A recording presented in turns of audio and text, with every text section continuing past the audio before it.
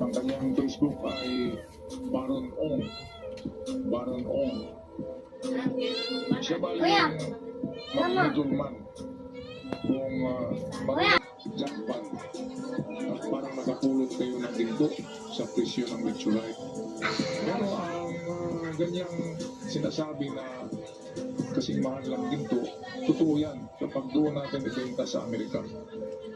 Okay, pero kapag may middleman ay siyempre pagbayad pa yan ng testing doon sa Amerika plus kalahati talaga according sa mga nakapagbentang yan. Kasi ang mga Amerikano ay parang baliw, bumibili ng bato. Hindi naman natin yan. Koleksyon lang talaga yan.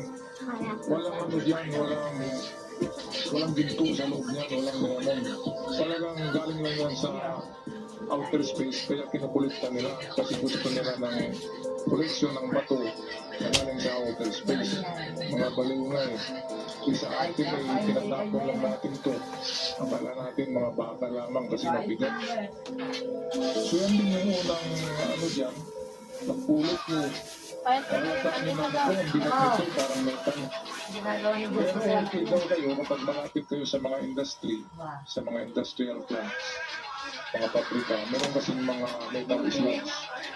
Ibig sabihin mga metal waste ang pabrika at pwedeng at mapulot nyo. Yun ay mga metal na parang bato, yung mga metal slots. Yung parang sa welding ba? Ne! Yung sa welding na maliit. I-chat mo si Jer, sabi ko. Ganun yun, di ba? Parang mixture siya. Wala eh. Kaya mga pabrika. Labas ng alam! Oo. Kailangan si Tayo ano? kanyang numero 0917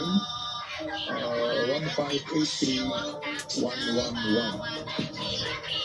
Para unang mag-testing kung totoo ang inyong nature at kapag Yung sabi ni ang tito mo ano eh. positive ay padala na Kuya Dani.